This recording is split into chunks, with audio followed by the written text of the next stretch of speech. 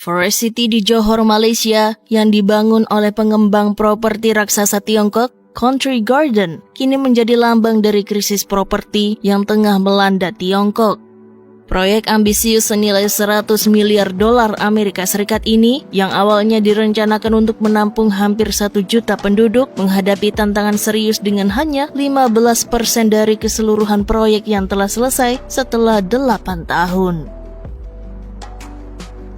Diluncurkan pada tahun 2016 sebagai bagian dari inisiatif Belt and Road, Forest City seharusnya menjadi surga impian untuk semua umat manusia seperti yang dijanjikan oleh Country Garden. Rencananya mencakup pembangunan metropolis ramah lingkungan dengan lapangan golf, taman air, perkantoran, bar, dan restoran. Namun, harapan ini sekarang tergantikan dengan kenyataan pahit. Pada awalnya, proyek ini diharapkan untuk menjadi peluang investasi bagi masyarakat Tiongkok yang ingin memiliki properti di luar negeri.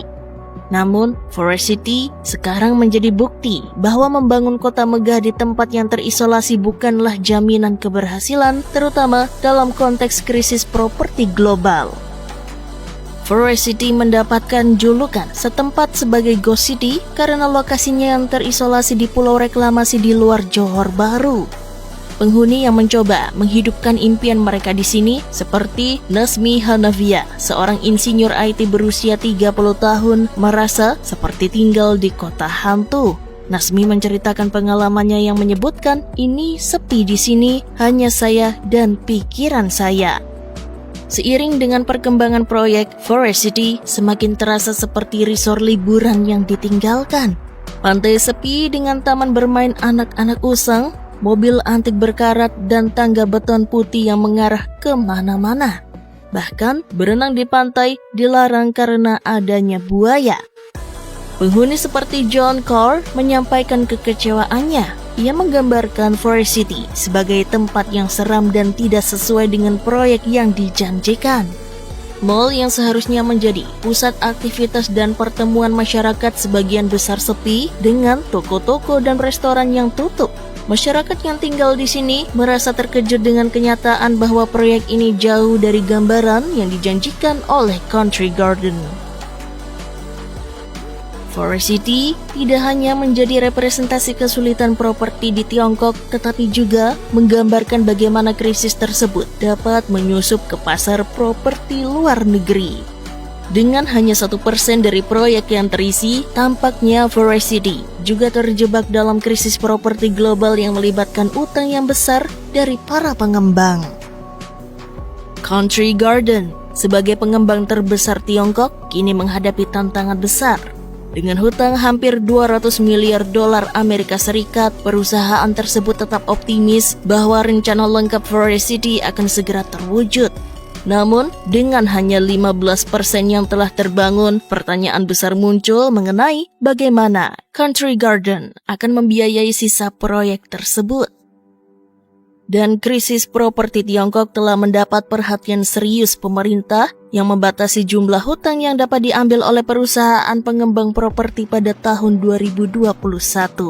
Langkah ini telah menyulitkan perusahaan properti Country Garden yang mengandalkan hutang besar untuk mendanai proyek-proyeknya. Dan tentu saja, kondisi lokal di Malaysia juga memainkan peran penting. Keputusan mantan Perdana Menteri Malaysia, Mahathir Mohamad, untuk membatasi visa bagi pembeli Tiongkok pada tahun 2018 telah menjadi faktor tambahan yang memperumit Forest City. Selain itu, situasi politik dan ekonomi yang tidak stabil di Malaysia turut memberikan ketidakpastian bagi pembeli potensial. Forest City mencerminkan tantangan global dalam industri properti, di mana proyek besar tidak hanya bergantung pada kondisi ekonomi lokal, tetapi juga pada dinamika pasar global dan regulasi pemerintah. Ini menjadi pembelajaran berharga bagi pengembang properti di Tiongkok dan di seluruh dunia untuk tidak hanya memperhatikan kondisi pasar domestik, tetapi juga mempertimbangkan faktor-faktor global yang dapat mempengaruhi keberhasilan proyek mereka. Dan Forest City di Malaysia adalah bukti hidup dari ambisi versus kenyataan dalam krisis properti Tiongkok. Proyek ini tidak hanya menjadi simbol kegagalan pengembang besar di Tiongkok, tetapi juga mencerminkan bagaimana proyek properti di luar negeri dapat terperangkap dalam dampak krisis yang lebih besar.